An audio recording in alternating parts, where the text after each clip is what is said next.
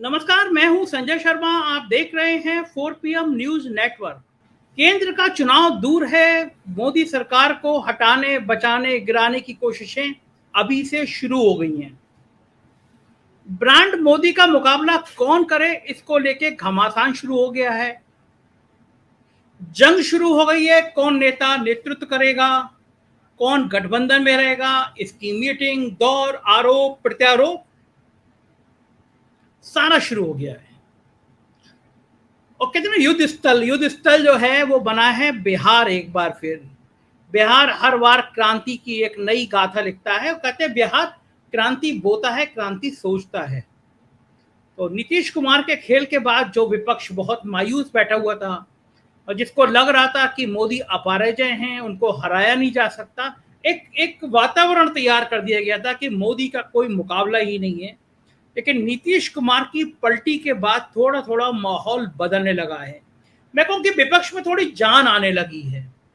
अब इस आग को और भड़काने के लिए केसीआर, तेलंगाना के सीएम, कल बिहार पहुंच रहे हैं। वो पहले भी कोशिश कर चुके हैं। वो अखिलेश यादव से, वो केजरीवाल से, वो ममता बनर्जी से, सबसे मिल चुके हैं। तेलंगाना के सीएम केसीआर ने एक मुहिम चला रखी है और प्रधानमंत्री नरेंद्र मोदी पर भी वो बहुत तीखे हमले करते हैं। तो क्या वास्तव में विपक्ष में इतनी ताकत है जो ब्रांड मोदी का मुकाबला कर पाए, या फिर वही कहावत सिद्ध होगी, कहीं की ईंट कहीं का रोड़ा, भानुमति ने कुनबा जोड़ा। हम इस विषय पर बातचीत करेंगे। आज आपकी मुलाकात कराता हूं अपने खास पैनल से। आप सबके चहेते दिल्ली विश्वविद्यालय के जांबाज और बहादुर प्रोफेसर डॉक्टर लक्ष्मण यादव मेरे साथ जुड़े हुए हैं। लक्ष्मण जी की मैं दिल से प्रशंसा करता हूं। एक प्रोफेसर जिसको पढ़ाना होता है विश्वविद्यालय में, वो अपनी वाणी से वो विश्वविद्यालय में पहुंचता है पढ़ाने के लिए, इतनी बुलंद आवाज से बोलता है। डॉक्टर लक्ष्मण यादव की आवाज आज पूरे देश में किसी परिचय का मोहताज नहीं रही है। डॉक्टर लक्ष्मण, एक अच्छी खासी जंग हैदराबाद में देखने को मिल रही है। 17 लोकसभा सीटें हैं, 4 जीती थी भारतीय जनता पार्टी ने, और उसके बाद जो हैदराबाद में एंट्री करी है, योगी आदित्यनाथ गए, अमित शाह गए। चूंकि वो बीजेपी का सबसे प्रिय नेता वहां पे रहता है, ओवैसी जिनका नाम है, तो बीजेपी जानती है कि हैदराबाद में जाके जितना आप ओबीसी के लिए बोलेंगे उतना राष्ट्रीय परिदृश्य में आपको ताकत मिलती है। जो हमले होते हैं एक दूसरे पे वो बहुत प्लानिंग के तहत होते हैं। लेकिन तेलंगाना में जो बीजेपी की एंट्री है, उसको लग रहा है कि मध्य प्रदेश, राजस्थान, बंगाल, उत्तर प्रदेश, बिहार, इनमें कहीं कुछ सीटें कम हो रही हैं। तो तेलंगाना ऐसा है जहां पे वो 4 से आगे बढ़ना चाह रहे हैं। और केसीआर ने भी, जिसको मोर्चा कहते हैं, मोर्चा संभाल लिया है। कहीं वो अडानी पे हमला कर रहे हैं, कहीं वो प्रधानमंत्री से पूछ रहे रुपया क्यों गिर रहा है। लेकिन मेरा लक्ष्मण जी आपसे सवाल यह है कि कितनी आलोचना कर लीजिए आप, जीडीपी गिर रही है, देश बेहाल हो रहा है, बेरोजगारी है, लेकिन अभी भी लोगों का एक बहुत बड़े तबके का मानना यह है कि मोदी नहीं तो कौन, मोदी के मुकाबले का नेता कौन। और हमारी गोदी मीडिया ने इस बात को कह के स्थापित कर दिया है, लोगों के जहन में भर दिया है कि मोदी नहीं तो कौन। तो ये जो विपक्ष की एकजुटता बनती हुई दिख रही है, केसीआर जितनी मेहनत कर रहे हैं, नीतीश का नाम बार बार आ रहा है, क्या आपको 2024 के फलक से पहले कोई तस्वीर नजर आ रही है, या फिर वो जो मैंने शुरू में कहा था, भानुमति का कुनबा हो जाएगा, कहीं की ईंट कहीं का रोड़ा, भानुमति ने कुनबा जोड़ा? क्या लग रहा है आपको राजनीति का? जी शुक्रिया संजय जी। निश्चित रूप से ये फिलहाल भारतीय राजनीति का सबसे ज्वलंत प्रश्न है कि एक बहुत महत्वपूर्ण चुनाव लगभग 1.5 साल बचे हैं, होने वाला है, और इस चुनाव में क्या भारतीय राजनीति किस दिशा में जाएगी। ये चुनाव केवल सामान्य चुनाव की तरह नहीं है, हालांकि अमूमन हर चुनाव इसी तरह से देखा जाता है, लेकिन चूंकि यूपीए की 10 साल की सरकार हो गई थी, उसके बाद अपने आप उसके विरोध में आंदोलनों के रास्ते आरएसएस सक्रिय हुआ था। वो अन्ना आंदोलन सबको याद है, 2G के घोटाले में कितने जीरो थे ये पूरा देश जान गया, लेकिन 5G में क्या हुआ ये कोई नहीं जान पाया। मैनेजमेंट इसे कहते हैं।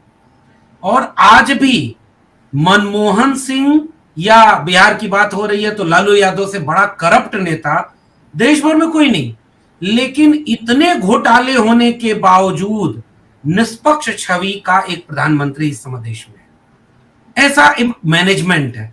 मुझे लग रहा संजय जी, सबसे बड़ी चुनौती विपक्षी दल हो या गैर भाजपा का कोई भी व्यक्ति हो, उसके सामने सबसे बड़ी चुनौती इस मैनेजमेंट से लड़ना है। ये जो छवियों का मैनेजमेंट है वो ये तय कर रहा है कि नहीं, अभी भी मोदी जी के आगे तो कोई नहीं टिक रहा है भाई। एक तो ये पक्ष है, पैसा उनके पास है। पहले क्या होता था, सीबीआई 2-4 दिन इंतजार करती थी कि चलो कहीं सरकार बनी गिरी, थोड़ा 2-4 दिन बाद जाओ, नहीं तो लोग क्या कहेंगे। अब तो इधर सरकार बनी नहीं कि तुरंत सीबीआई, लोग कहें न कहें, निर्लज्जता से वो काम किए जा रहे हैं जिन्हें कभी थोड़ा सा एक लिहाज में किया जाता था। बेईमानी को पूरी ईमानदारी से करने वाली जो राजनीति है, इससे विपक्ष कैसे लड़ेगा। एक तो ये पक्ष है, इसलिए मैं इस चुनाव को एक बृहत्तर आयाम में देख रहा हूं।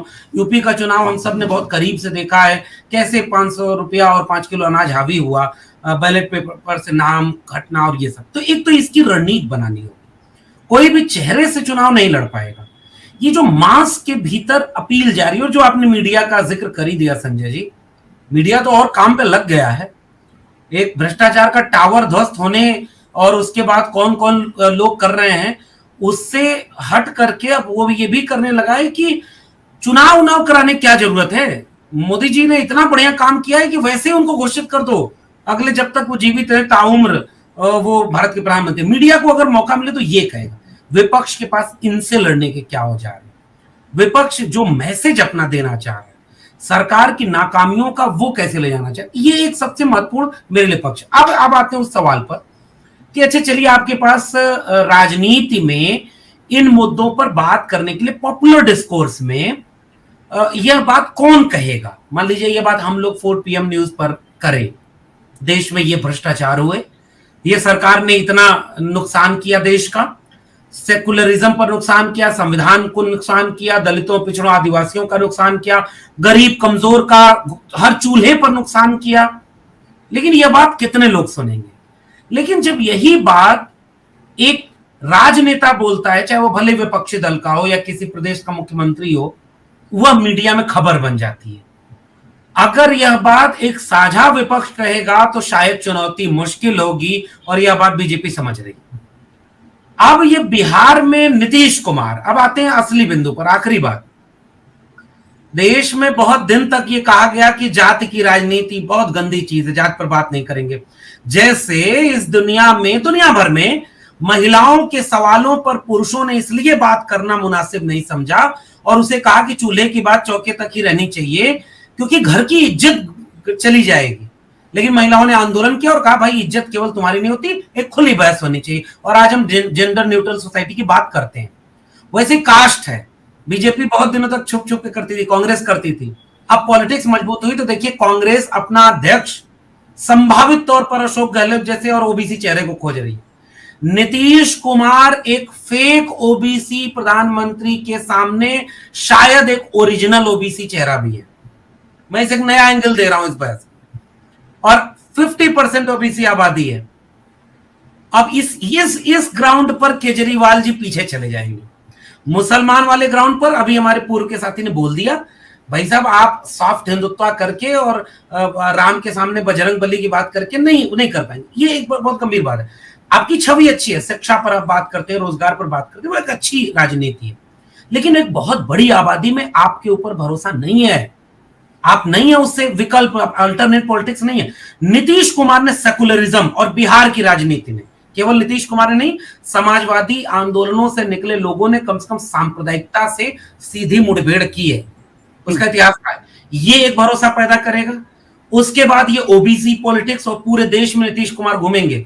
ये मुझे लगता है कि निमंत्रण पत्र लेकर आ रहे हैं केसीआर, अब ये निकलेंगे नीतीश कुमार, और इसका संकेत बिहार के लोग कर रहे हैं।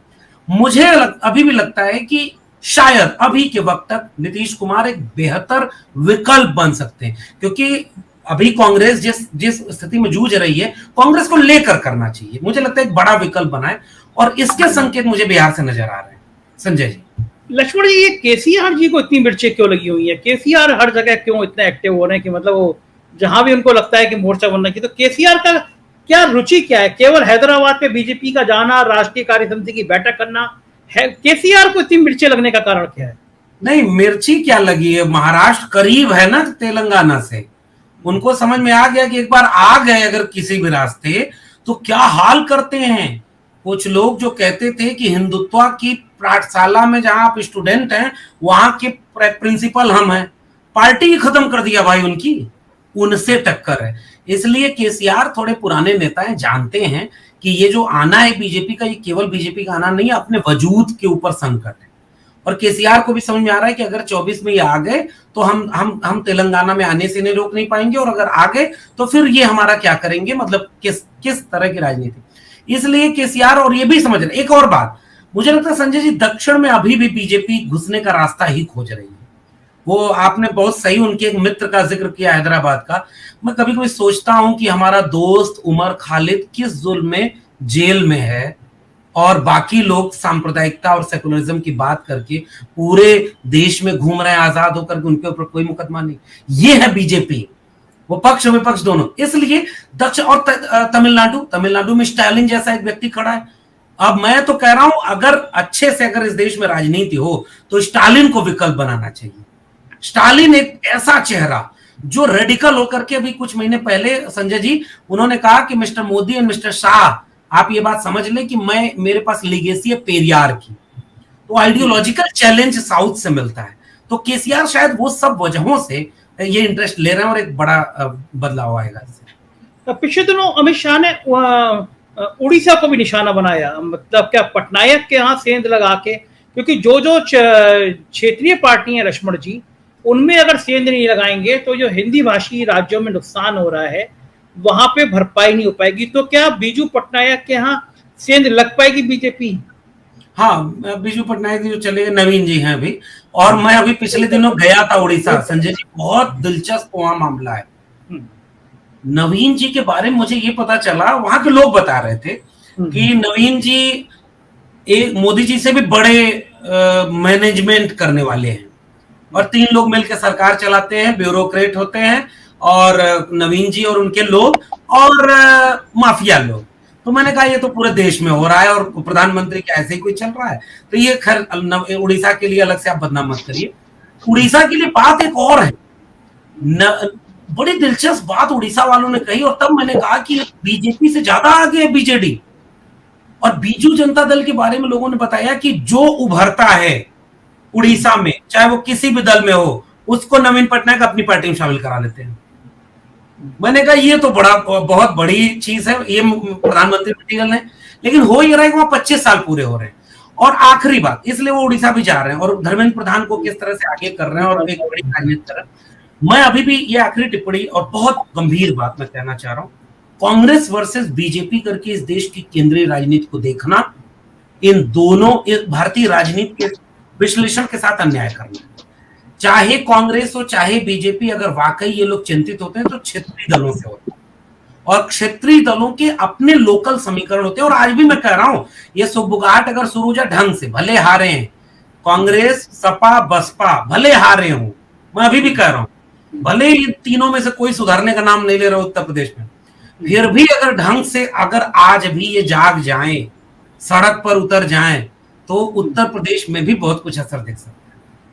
इसलिए क्षेत्रीय दलों से लड़ना हमेशा मुश्किल होगा। बीजेपी उसकी काट ढूंढ रही। जी लक्ष्मण यादव जी, ये जो बातचीत चल रही है केजरीवाल को लेकर, आप क्या मेरी बात से सहमत हैं? ये सॉफ्ट हिंदुत्व की लाइन आपको क्या वोट दिला देगी? उस बीजेपी को छोड़ के हिंदुत्व के नाम पर लोग आपको वोट कर देंगे? ये कौन सी राजनीति, कौन से ख्याल की राजनीति हो रही है देश में? ये अजीब सा विरोधाभास है। मतलब ये बौद्धिक रूप से अगर आपके भीतर भी एक अच्छा सा प्यारा सा मासूम सा हिंदू बैठा है तो आपको यही अच्छा लगेगा। मुझे भी लगता होगा, कभी कभी लगता है कि जो, और मैं जब इस बात से सहमत होना चाहता हूं तो गांव में दिक्कत है। जैसे दूर कहीं आप जाइए, बौद्धिक बहसों में ये बात बिल्कुल हास्यास्पद है, लेकिन कई लोग कहते हैं, जैसे यूपी की राजनीति में देखिए तो बाकी विपक्षी दल भी यही बोलेंगे। आप बिहार जाइए तो वहां बिहार में थोड़ा अलग है, यही भाषा हरियाणा में बोली जाएगी, मध्य प्रदेश, राजस्थान में, कि भाई गांव के लोग भाई धर्म को लेके बहुत सेंसिटिव हैं, इसलिए आप थोड़ा सॉफ्ट वाला रखो, नहीं तो वोट आपको नहीं मिलेगा। इसलिए कांग्रेस भी इसका शिकार रही।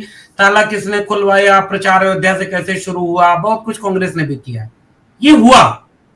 लेकिन मैं फिर से कह रहा हूं, वैचारिक जमीन पर केवल हम कहां फेल हैं इस बात को समझाने में कि हम अपनी बात नहीं ले जा पा रहे हैं, इसलिए धर्म हावी है। दक्षिण भारत में क्यों इस तरह से नहीं होता? वहां वहां क्यों क्यों ये सॉफ्ट हिंदुत्व? और अरे भाई, दक्षिण भारत में स्टालिन का मैंने नाम लिया, पुजारी का एंट्रेंस टेस्ट हो रहा है और हर जात के व्यक्ति पुजारी बन रहे हैं। इसी देश में 2022 में ये भी हो रहा है। मंदिर के ऊपर कह रहे हैं कि भाई अब ये राज्य की संपत्ति होगी, इसके लिए वो कानून बना रहे हैं। बहुत कुछ हो रहा है। वहीं दिल्ली में अल्टरनेट पॉलिटिक्स करने आए थे। दिल्ली तो पढ़े लिखे लोगों की जगह थी, आपके साथ तो बहुत अच्छे अच्छे लोग थे, सारे लोग आपको छोड़ क्यों दिए? और केवल शिक्षा और रोजगार। और दूसरी बात, मैं बिल्कुल सहमत नहीं हूं कि चंद लोगों की राय पर यह कहा जाए कि मुसलमान आज भी केजरीवाल साहब के साथ है। भाई देखिए, मुसलमान इस देश में आज इतना स्पष्ट ढंग से समझ चुका है ना कि उसे किसे नहीं चुनना है ये उसका तय है, इसलिए वो बीजेपी के खिलाफ आम आदमी पार्टी को वोट देता है। और वो अभी तब दिया जो आपने जोड़ दिया, मैं दोहराऊं क्या कि दंगा उंगा तब नहीं हुआ था। मनीष सिसोदिया जी ने बोल दिया था कि हम शाहीन बाग के साथ हैं और सफाई देते देते हालत खराब हो गई। और आज क्या क्या नहीं हो रहा है मुसलमानों पर, अरे यही जहांगीरपुरी में। और मैं इंडिविजुअल अप्रोच से कहूं कि मुझसे तो आम आदमी पार्टी के विधायक जी भी लोग कहते हैं कि साहब क्या करें, राजनीति है, आप जो बोल लेते हो मन में तो हमारे भी यही है, लेकिन हम चूंकि राजनीति कर रहे हैं इसलिए हम नहीं बोल सकते, क्योंकि हमारे लीडर को यही लगता है कि सॉफ्ट हिंदुत्व से ही हम भी। अच्छा, और एक बात बताइए, पावर में जो है उस बीजेपी के नाराज लोगों को आप कह रहे हैं कि आप अपनी तरफ ले आएंगे। भाई अपनी तरफ वो क्यों जाएंगे? नितिन गडकरी से लेकर के क्या क्या नहीं बीजेपी में हुआ। बीजेपी यहां किसी पार्टी को टिकट ना दे कोई पार्टी, तो दूसरा कैंडिडेट अपनी पार्टी के आदमी को हराने में लग जाता है। बीजेपी में ऐसा नहीं होता। उस बीजेपी का व्यक्ति तोड़कर फिलहाल तो नजर नहीं आ रहा है कि वो इनके पास जाएगा। नंबर एक बात। नंबर दो बात, जहां बीजेपी वर्सेस कांग्रेस है, आम आदमी पार्टी का भविष्य वही है। या कांग्रेस की बजाय कोई एक पार्टी रख लीजिए, जैसे आप बीजेपी नहीं थी, बड़ा स्मूथ लाइन मिले पंजाब में और पंजाब में वो जीत गए। गुजरात ले जाया जा रहा है, सीबीआई और ईडी की रेड यूं ही नहीं पड़ती, नेता भी बनाया जाता है उसके बीच से। और देखिए कैसे इस्तेमाल हुआ, गुजरात में उसका लाभ मिलेगा। हो सकता है आम आदमी पार्टी विपक्षी दल बन जाए, सबसे ज्यादा सीटें ले आए। हिमाचल प्रदेश हो जाएगी। आम आदमी पार्टी यूपी में क्यों विफल हो गई?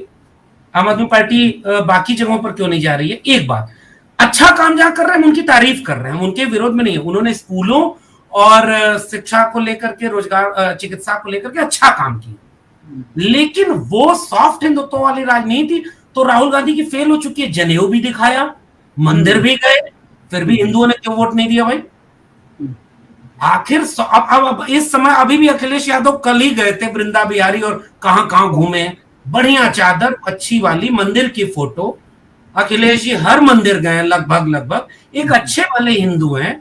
अखिलेश जी को क्यों हिंदुओं ने वोट नहीं दिया भाई?